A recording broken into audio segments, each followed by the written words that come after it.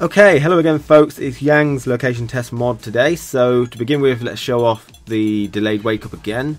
So it's still rough, can still be done on soft knockdown, but you hold heavy punch when you're on the ground and you'll stay on there for 19 extra frames like so. So that can get you out of some things. You can do a reversal after you've held it down as well. The next thing is Red Focus, so medium punch, medium kick and heavy kick, and it'll come out something like that. So the same rules apply. Level 1 does not crumple, the maximum level does, and it costs 2 meter bars to use and can absorb 12 non-armor breaking hits. If you FADC into it, it costs all your meter and can absorb 0 hits but can crumple on level 1. So it looks something like so. So there's your instant crumple on level 1. However, it is blockable, so if you hold it for a bit long, they can block, or if they're blocking to begin with. So now we have Yang's changes. His first one is a faster walk speed. It did not tell me anything else. So his walk speed was already mega fast. It's pretty much Akuma walk speed before I changed it. So his back speed, which was Akuma's back speed, has not been changed. And his forward walk speed, which is a little bit less, has now been added 0.002. So it's 0.001 faster than Akuma, which is minutely small amount. Probably not even noticeable. I didn't want to go too crazy, so maybe I've gone too little, but I will change that if people hopefully give me a percentage, like 5% faster, 10%, then I can get a better estimation of how fast, but he seems pretty fast in his walk speeds already. So the next thing is fast standing light kick, so that move is now 4 frame startup, so you can punish a couple of little things, which are -4 now with that. I don't know, you could probably choose something else, but it's 4 frame startup now, which is nice, and that's been tested. The next thing is diagonal jump medium kick. It's a better cross up, it's got an expanded hitbox, and is more closer to his arcade edition variation. So what I did here is just move the hitbox backwards, so it's more at his knee, his backwards knee, by 2.5. Okay, so that's quite a lot. So hopefully this is the thing. I couldn't find any information of what his arcade edition stats were. They were all just better hitbox, you know. When I looked at the arcade edition changes, it just said improved hitbox, so I'm not sure if this is actually accurate, but it seems reasonable now. It still misses quite a lot, so I didn't want to increase it too much, but it can be used as a pretty good cross up now, providing you're spaced about here. The next thing is close standing medium kick. Now this is more likely to hit crouching opponents, so I lowered the hitbox by 0.06. And I'm actually a bit confused, to be honest. I thought it meant that one initially, because that would make sense. But it says close standing medium kick, which apparently is that one. So that one can now hit crouches a bit easier. I lowered it by 0.06, so you guys have to test it out.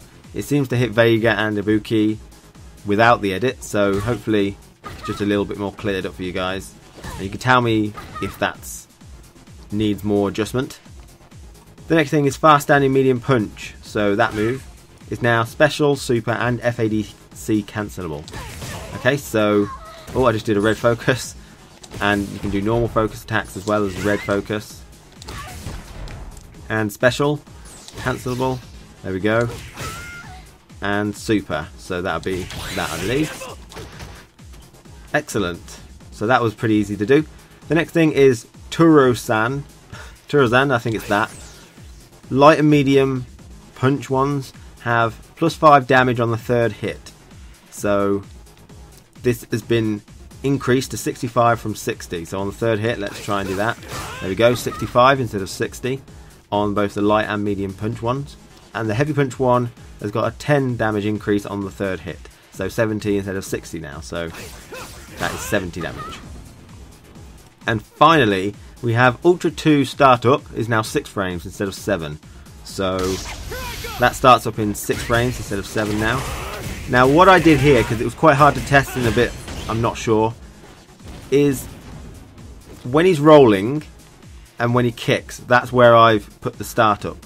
Okay, so he transitions from the roll to the attack 1 frame faster, because as we can see here, let's go into it. The freeze frame is not relevant, that's 0 frames.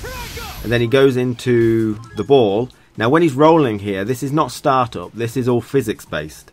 Right, he's moving along the screen at a physics based sense. And so when he transfers, this is the startup now. You can see he's going into the kick, but the hitbox hasn't come out, and now it hits. So I hopefully put it in the right place. I mean, I can't really change the startup for when he goes into the ball because, like I've said, that is physics based. He starts moving across the ground. I can make it so he moves across the ground 1 frame faster, you know, so if it's the ball that needs to be starting up faster, then that's fair enough. I can change that. Now it is pretty hard to test because even at close range you just go into the ball for a second. So if I get hit by an attack, for example, and I block it, then I get pushed back, and then you do go into a ball for a second. It's pretty hard to test, I think, but I'm pretty sure I took 1 frame off the transition from the ball to the attack. So let me know how that is. I don't really see much in the way of Yang being the top tier anymore, to be honest, in those changes. I may be wrong because I'm not a Yang player, but let me know what you think, and I'll get on to the next character afterwards. But there is some new information from Capcom Cup coming out for all the characters. I have now updated all the characters to have a delayed wake up and red focus attack crumple level 1 on FADC. So they're all updated, and now we've got new information, so I'll probably have to go through and start editing other characters that I've already done rather than bringing some new ones out, so look out for those in the annotations, and thanks for watching. So when you want to install my mod, you need to download the mod in the download link in the video, and then extract the file. You'll have your character name changes, so a nice readme to let you know what I've changed and how I changed it, and installation instructions if you don't want to listen to me. And you'll have a character name.bac and character name.bcm. So the next thing you need to do is find your Capcom directory, because your Super Street Fighter 4 files will be in there. Mine's in the C drive in program files, but if you bought it on Steam, it'll probably be in your Steam directory somewhere. So you go in to Super Street Fighter 4. Now you've got some patch 1.07 and patch 1.06. You need to find the one with your most up-to-date character. For example, if we were doing Sagat, his most up-to-date one would be in 1.07, as well as Ryu, Yuri, Dudley, DJ and Cody. But most characters are in 1.06. The character I'm doing is in there, and most characters are. I'll mention it if it's in 1.07. So you go in, and then you go into Battle, Regulation, Latest AE, and then you find the character we're doing. I'm doing Bison, which has got the name Vega at the moment.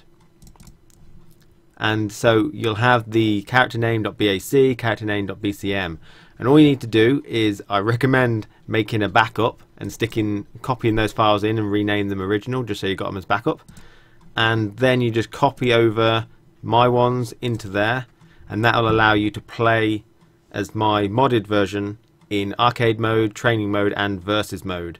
So you can have some fun. If you've got local friends to play with, you could update 2 characters that I do and then fight against each other with the new changes. That would be quite interesting. Anyway, so thanks for watching, and I hope that has helped.